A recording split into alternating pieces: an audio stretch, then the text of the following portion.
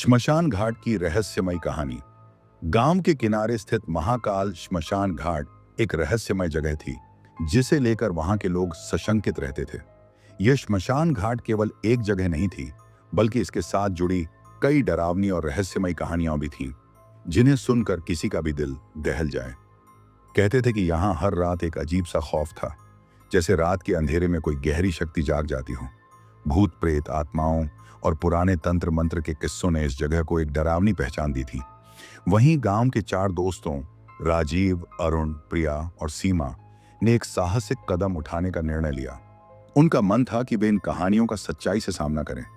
क्या सचमुच यहाँ कुछ अदृश्य शक्तियां हैं? यह सवाल उनके दिमाग में घूम रहा था।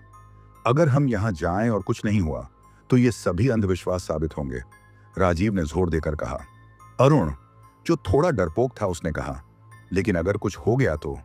सीमा और प्रिया दोनों ही थोड़ी घबराई हुई थी, लेकिन राजीव की जिद के आगे उनकी कोई नहीं चली। हम में से कोई भी डर के पीछे नहीं हटेगा, राजीव ने ठान लिया। घाट की ओर जाने का रास्ता सुनसान था और चारों दोस्तों के कदमों की आवाज ही इस पूरी राह को और भी डरावना बना रही थी। वे जानते थे कि यह यात्रा किसी सामान्य यात्रा से बहुत अलग होने वाली थी, और जैसे जैसे वे श्मशान घाट के पास पहुंच रहे थे, उनका डर और बढ़ता जा रहा था।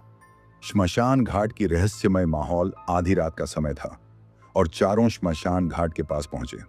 वहां का माहौल काफी अजीब था। ठंडी हवा, पेड़ों की सटी हुई शाखाएं और पास की जलती हुई चिताओं से निकलता धुआं। घाट के बीच में एक बड़ा पीपल का पेड़ था, जिसकी शाखाएं हवा में लटक रही थी, जैसे वे किसी को पकड़ने के लिए तैयार हों। प्रिया ने डरते हुए कहा, यह जगह कुछ ज्यादा ही डरावनी है। मुझे नहीं लगता कि हमें यहां रुकना चाहिए। राजीव ने उसका मजाक उड़ाया, तुम डरपोक हो, ये सब केवल कहानियां हैं। अरुण की स्थिति और भी खराब थी। वह लगातार इधर उधर देख रहा था, जैसे हर पल कुछ घटने वाला हो। तुम दोनों जितना डर रहे हो, उतना ही तो रोमांच है, राजीव ने हंसी के साथ कहा। चारों ने धीरे धीरे घाट की ओर कदम बढ़ाए। घाट के एक कोने में एक टूटा हुआ मंदिर खड़ा था और उसके पास ही एक पुरानी नाव पड़ी थी। यह दृश्य किसी फिल्म के सीन जैसा था, बेहद डरावना। अचानक चारों को एक अजीब सी आवाज सुनाई दी, जैसे किसी औरत की चिल्लाहट हो। क्या तुमने सुनी? प्रिया ने कांपते हुए पूछा। यह तो कुछ और ही लग रहा है, अरुण ने कहा। अचानक चिता से कुछ दूरी पर अजीब सी परछाइयां नजर आने लगी। वे परछाइयां हर जगह घूमती हुई प्रतीत हो रही थी, जैसे कोई वहां चल रहा हो, लेकिन वहां कोई था नहीं। चारों ने इन घटनाओं को नजरअंदाज करने की कोशिश की, लेकिन यह उनके भीतर डर पैदा कर रहा था। सबसे पहले जब प्रिया ने उस आवाज को सुना, तो उसने टॉर्च का स्विच ऑन किया, लेकिन किसी को न तो देखा और न ही आवाज की कोई पुष्टि हुई। हवा का असर होगा, राजीव ने इसे नजरअंदाज किया, लेकिन तभी अरुण के चेहरे का रंग उड़ गया। उसने देखा कि जलती हुई चिता के पास से कुछ परछाइयां चल रही थीं। वह जल्दी से राजीव के पास आया और बोला, वहां देखो, कोई चल रहा है। राजीव ने टॉर्च की रोशनी उस ओर डाली, लेकिन जैसे ही रोशनी उस पर पड़ी, वो परछाइयां गायब हो गईं। सीमा ने डरते हुए कहा, यह सब सही नहीं है, हमें यहां से चले जाना चाहिए। लेकिन राजीव ने फिर से हिम्मत दिखाई, अरे यार, तुम सब पागल हो, ये सब कुछ भ्रम है, हम अभी कुछ और आगे चलते हैं। जब वे और आगे बढ़े तो श्मशान घाट के एक कोने से अचानक एक औरत की चीख सुनाई दी, जो किसी के लिए मदद की गुहार लगाती हुई लग रही थी। यह आवाज कहीं से आ रही थी, लेकिन ऐसा लग रहा था जैसे हवा के साथ घूम रही हो, क्योंकि आवाज की दिशा साफ नहीं हो पा रही थी। यह आवाज सचमुच डरावनी है। क्या तुम सबने सुना? प्रिया ने चिल्लाते हुए कहा। हाँ, मुझे भी सुनाई दिया, अरुण ने कहा, लेकिन यह कहीं से आ नहीं रही। चारों के दिलों की धड़कन बढ़ गई।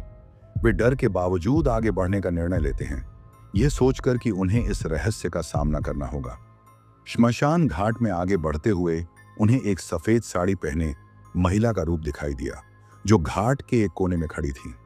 उसका चेहरा साफ दिखाई नहीं दे रहा था, लेकिन उसकी आंखें जो चमक रही थीं, वो रहस्यमय थीं। प्रिया की आंखें फैल गईं। क्या यह सच है? हमें यहां से निकलना चाहिए, राजीव ने हिम्मत दिखाते हुए महिला से पूछा। आप कौन हैं? क्या आप हमें कुछ बताना चाहती हैं? लेकिन महिला ने कोई जवाब नहीं दिया। वह सिर्फ खड़ी रही और फिर अचानक अंदर चली गई। वो कहां गई? सीमा ने देखा, कहीं वह भूत तो नहीं है? राजीव ने मजाक करते हुए कहा, यह सब बहुत अजीब है, शायद वह कोई साधु संत हो। लेकिन जैसे ही वे महिला का पीछा करने मंदिर के अंदर गए, वहां और भी अजीब घटनाएं घटने लगीं। अचानक मंदिर में हवा का झोंका आया और वहां एक घनी धुआं सी फैल गई। सभी की नजरें उस महिला के साथ ही थीं, लेकिन जैसे ही वे पास पहुंचे, महिला वहां से गायब हो चुकी थी। चारों दोस्तों ने मंदिर में प्रवेश किया। वहां एक पुराना और रहस्यमय ग्रंथ मिला, जिसमें तांत्रिक बलि की बात की गई थी। ग्रंथ में लिखा था, यह घाट एक समय साधु संतों की तपोभूमि थी, लेकिन एक तांत्रिक ने यहाँ के वातावरण को अपवित्र कर दिया। उसने यहाँ मासूमों की बलि दी और अपनी शक्ति बढ़ाई। अब इस जगह की आत्माएं उसकी शक्ति से बंधी हैं।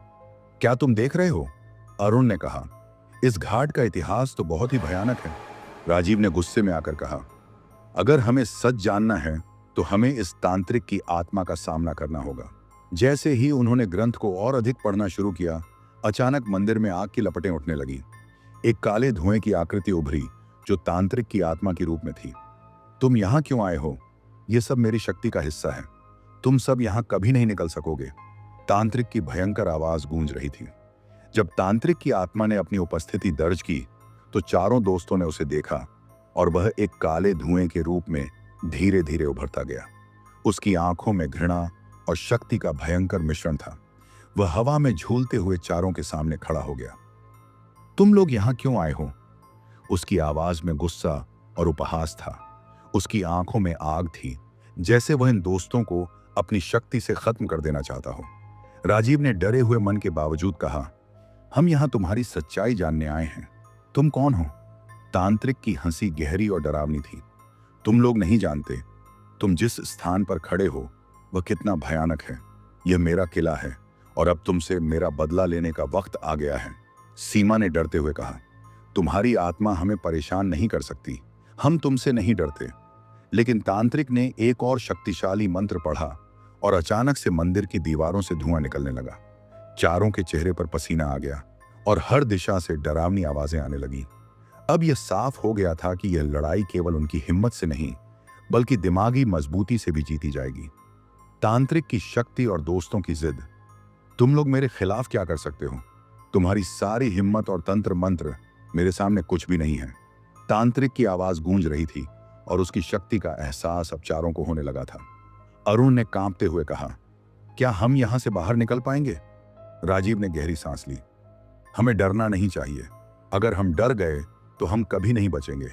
हमें उस मंत्र को रोकना होगा जो तांत्रिक पढ़ रहा है। सीमा ने शांति से कहा, हमें पुराने ग्रंथ को ध्यान से पढ़ना होगा। उसमें शायद कोई तरीका हो जिससे हम उसकी शक्ति को खत्म कर सकें। चारों ने ग्रंथ को निकाला और उसमें पढ़ने लगे।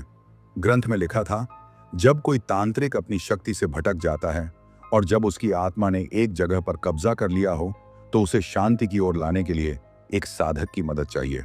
साधक जो खुद न डरता हो और जिसके दिल में केवल एक उद्देश्य हो, वह तांत्रिक की आत्मा को शांत कर सकता है।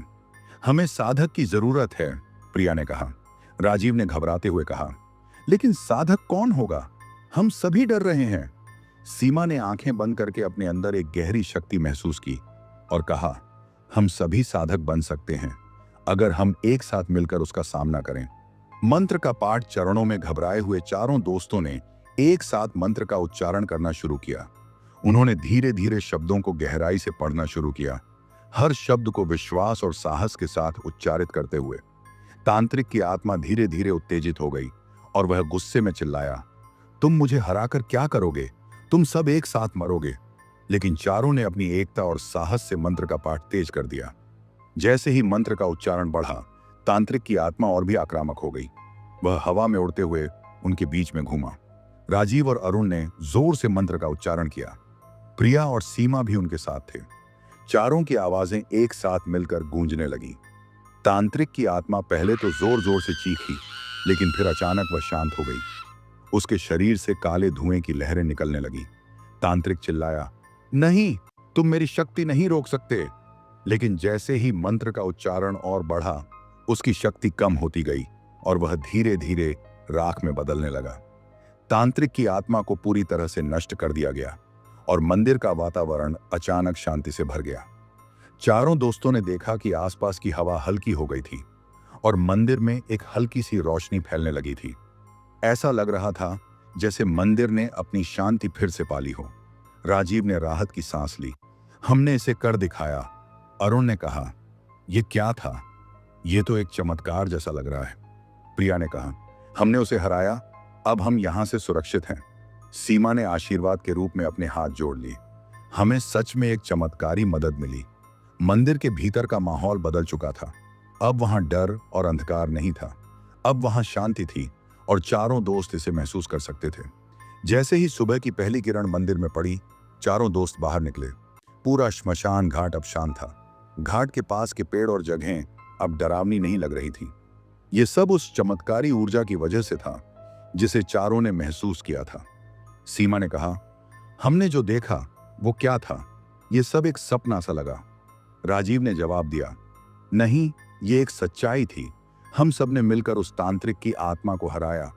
प्रिया ने कहा, क्या हम सच में सुरक्षित हैं? अरुण ने कहा, अब हमें यही मान लेना चाहिए कि हम सुरक्षित हैं, क्योंकि हमने उस शक्तिशाली आत्मा का सामना किया और उसे हरा दिया।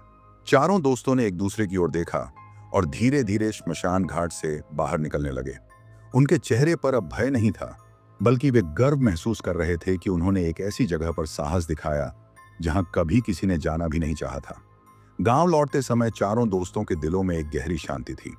उन्होंने महसूस किया कि यह यात्रा उनके लिए न केवल डर, बल्कि आत्मविश्वास और साहस का प्रतीक बन गई थी। लेकिन क्या यह यात्रा पूरी हो चुकी थी? क्या उन्होंने उस शक्ति का सामना करके हर समस्या का हल कर लिया था? या फिर कहीं और कुछ और रहस्यमय घटनाएं उनके इंतजार कर रही थीं?